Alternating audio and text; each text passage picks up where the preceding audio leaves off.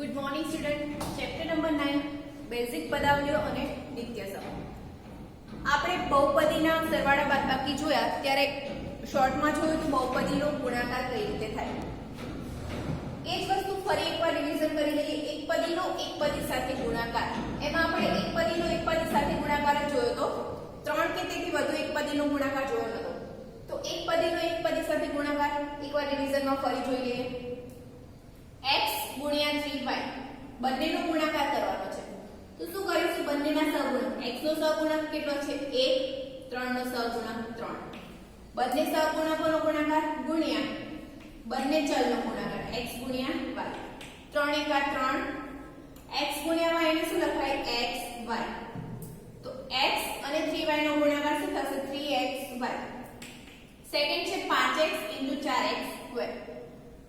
અહીંયા ચલ અલગ હતા તો ડાયરેક્ટ ગુણાકાર કર્યો xy. x અને y નો ગુણાકાર xy કર્યો. અહીંયા શું છે? ચલ સરખા છે પણ ચલની ઘાત અલગ છે.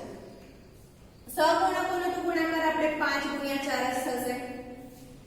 ચલ સરખા છે તો ચલ x જ રહેશે અને ઘાતનું શું કરવાનું? ઘાતનો થશે સરવાળો. તો x ની કેટલી ઘાત છે? 1 ઘાત પ્લસ અહીંયા x ની કેટલી ઘાત છે? 2 ઘાત એટલે 1 + 2. 5 × 4 20.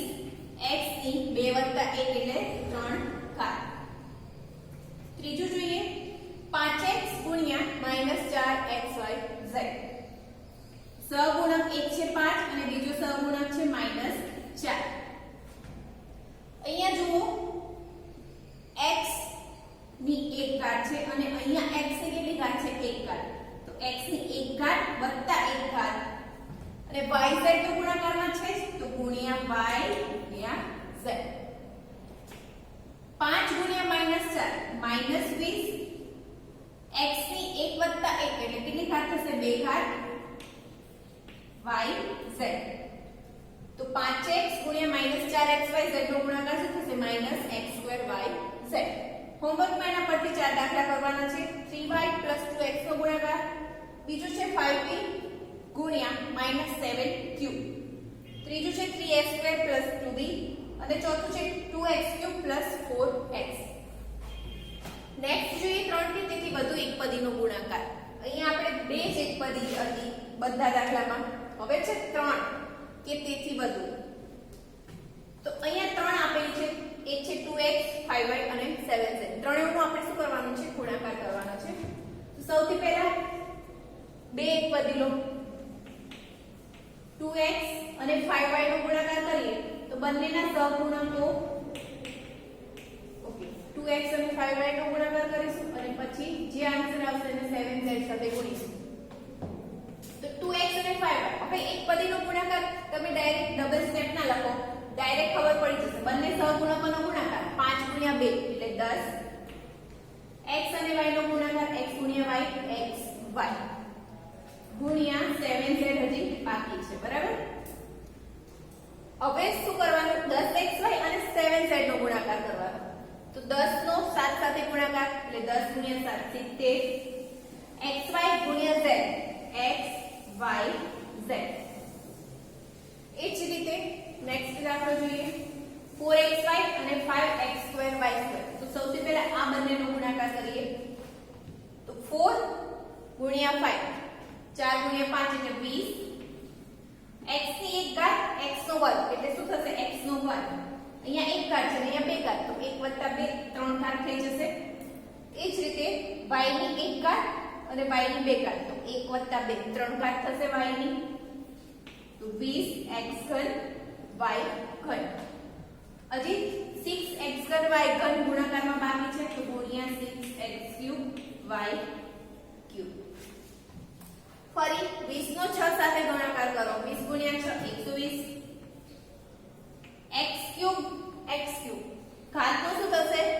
સરવાળો. તો x ની 3 + 3 કેટલી ઘાત થશે? 6 ઘાત ગુણ્યા y ની 3 + 3 એની પણ કેટલી ઘાત થશે? 6 ઘાત. માટે ત્રણેયનો ગુણાકાર શું થશે? 120. x ની 6 ઘાત y ની 6 ઘાત.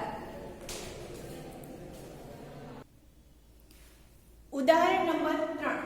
નીચેના કોષ્ટકમાં લંબચોરસ માટે આપેલી લંબાઈ અને પહોળાઈના માપ પરથી લંબચોરસનું ક્ષેત્રફળ શોધો.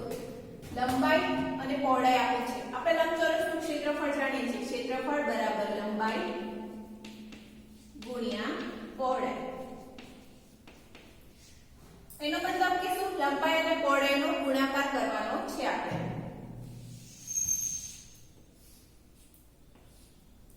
પહેલી છે લંબાઈ 3x અને પહોળાઈ આપે છે 5y. તો ક્ષેત્રફળ બરાબર શું થશે? લંબાઈ ગુણ્યા પહોળાઈ એટલે 3x ગુણ્યા 5y. હવે આપણે ડાયરેક્ટ ગુણાકાર કરી શકીએ. 3 ગુણ્યા 5 15 x ગુણ્યા y એટલે xy. લંબાઈ છે 9y અને પહોળાઈ છે 4y². 9 અને 4 નો ગુણાકાર કરો. 9y ગુણ્યા 4y². 9 ગુણ્યા 4 36. y ની એક ઘાત છે અને y ની બે ઘાત, તો 1 + 2 3 ઘાત થશે y ની, તો 36y નો ઘન. નેક્સ્ટ છે 4ab અને 5bc. 4ab ગુણ્યા 5bc. 4 ગુણ્યા 5 20. ab ગુણ્યા bc. તો અહીંયા a એક જ વાર છે એટલે a b ની એક ઘાત અને b ની એક ઘાત. b ની એક ઘાત ગુણ્યા b ની એક ઘાત એટલે b નો વર્ગ થશે ગુણ્યા c. તો 20 is ab²c. નેક્સ્ટ છે 2l²m 3lm². 2 ગુણ્યા 3 2l²m ગુણ્યા 3lm² is equal to 2 ગુણ્યા 3 એટલે 6 l² ગુણ્યા l. ઘાતનો શું થશે? સરવાળો. 2 + 1 ઘાત એટલે l ની કેટલી ઘાત થઈ? 3 ઘાત. m ની એક ઘાત m નો વર્ગ, તો 1 + 2 m ની પણ કેટલી ઘાત થશે? 3 ઘાત. તો 6l³ m³. ઉદાહરણ નંબર 4 જોઈએ. નીચેના કોષ્ટકમાં લંબઘન માટે આપેલી લંબાઈ, પહોળાઈ અને ઊંચાઈના માપ પરથી લંબઘનનું ઘનફળ શોધો. આપણને શું આપેલું છે? લંબાઈ, પહોળાઈ અને ઊંચાઈ. લંબઘનનું ઘનફળ ખબર છે આપણને, l ગુણ્યા b ગુણ્યા h. એનો મતલબ કે લંબાઈ ગુણ્યા પહોળાઈ ગુણ્યા ઊંચાઈ. એટલે લંબાઈ, પહોળાઈ અને ઊંચાઈ ત્રણેયનો શું કરવાનો છે? ગુણાકાર. ત્રણેય પદીનો ગુણાકાર થયો. તો સૌથી પહેલું છે 2ax. લંબાઈ, પહોળાઈ છે 3by ગુણ્યા 5cz. 2ax ગુણ્યા 3by પ્લસ 5cz. તો સૌથી પહેલા પહેલી બે બહુપદીનો ગુણાકાર કરીએ. 2 ગુણ્યા 3 6 ax ગુણ્યા by abxy. પહેલા બે નો શું ગુણાકાર થશે? 6abxy. પછી શું રહ્યું? 5cz. તો ગુણ્યા 5cz. ફરી 6abxy નો 5cz સાથે ગુણાકાર કરો. 6 ગુણ્યા 5 30. abxy ગુણ્યા cz. તો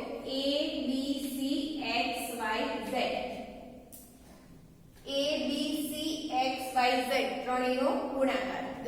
સોરી 6 એ 6 ચલનો શું થશે? ગુણાકાર. સેકન્ડ માટે લંબાઈ છે m²n, પહોળાઈ n²p અને ઊંચાઈ છે p²n. તો m²n ગુણ્યા n²p ગુણ્યા p²n. પહેલા બંનેનો ગુણાકાર કરીએ. m², અહીંયા m² નથી એટલે m².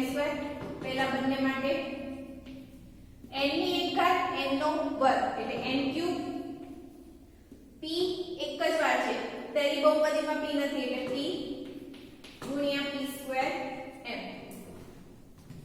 હવે ફરી m²n³ p ગુણ્યા p²m નો ગુણાકાર કરો. તો m નો વર્ગ અને અહીંયા છે m ની એક ઘાત, તો m નો ઘન થશે 2 ઘાત વત્તા 1 ઘાત એટલે m નો ઘન.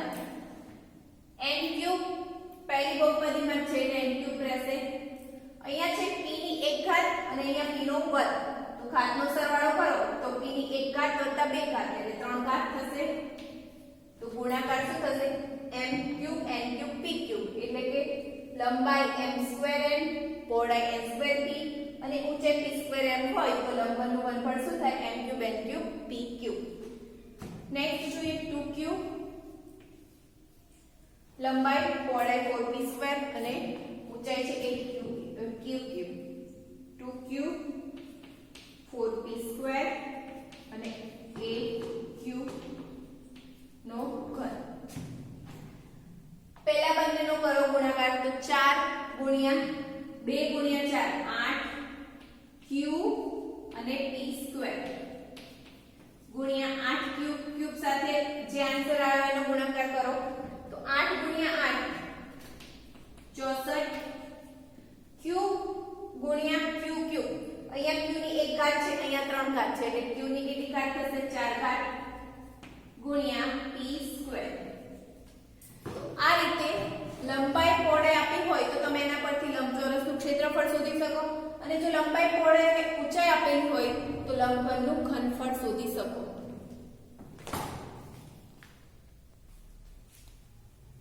સ્વાધ્યાય 9.2 દાખલા નંબર 1. નીચે આપેલ એક પદોની જોડનો ગુણાકાર કરો. પહેલું છે 4 અને 7p. બંનેનો ગુણાકાર કરવાનો છે 4 ગુણ્યા 7p. સહગુણક છે 4 અને 7, બંનેનો ગુણાકાર 28 અને ચલ રહેશે p. સેકન્ડ છે -4p 7q. ચલ -4 અને શું છે -4 અને 7 છે સહગુણક તો બંનેનો ગુણાકાર -4 ગુણ્યા 7 -28 pq. બંને ચલ p અને q નો ગુણાકાર pq. ત્રીજું છે -4p 7pq. -4p ગુણ્યા 7pq. -4 અને 7 નો ગુણાકાર કરો તો -4 ગુણ્યા 7 -28 p અને અહીંયા પણ શું છે ગુણાકારમાં p ગુણ્યા p નો સ્ક્વેર. બંને ઘાત, બંનેની એક એક ઘાત છે એટલે ઘાતનો શું થશે સરવાળો એટલે p² અને ગુણાકારમાં છે q માટે -28 p²q. નેક્સ્ટ છે 4p³ - 3p. 4p³ ગુણ્યા -3p. 4 અને -3 બંને સહગુણકોનો ગુણાકાર કરો. 4 ગુણ્યા -3 એટલે -12. p નો ઘન ગુણ્યા p ઘાતનો શું થશે સરવાળો તો p ની 3 + 1 એટલે 4 ઘાત -12 p ની 4 ઘાત. એના પછી છે 4p ગુણ્યા 0. આપણે જાણીએ છીએ કે 0 નું કોઈ પણ સંખ્યા સાથે ગુણાકાર કરો તો આન્સર શું આવે 0. તો એ જ રીતે 0 નું કોઈ પણ પદાવલી કે બહુપદી સાથે ગુણાકાર કરો તો આન્સર હંમેશા શું મળે 0. માટે 4p ગુણ્યા 0 0. દાખલા નંબર 2. લંબચોરસની લંબાઈ અને પહોળાઈના માપ માટે નીચે આપેલ એક પદીની જોડનો ઉપયોગ કરી લંબચોરસનું ક્ષેત્રફળ શોધો. પહેલી જોડ છે pq, બીજી છે 2m અને 5m, ત્રીજી છે 20x² 5y², ચોથું છે 4x 3x² અને પાંચમું છે 3mn અને 4n3. તો પહેલું p અને q માટે જોઈએ આપણે. પહેલું p અને q છે તો જે પહેલું છે આપણે એને લંબાઈ કહીએ. લંબાઈ બરાબર p અને પહોળાઈ q.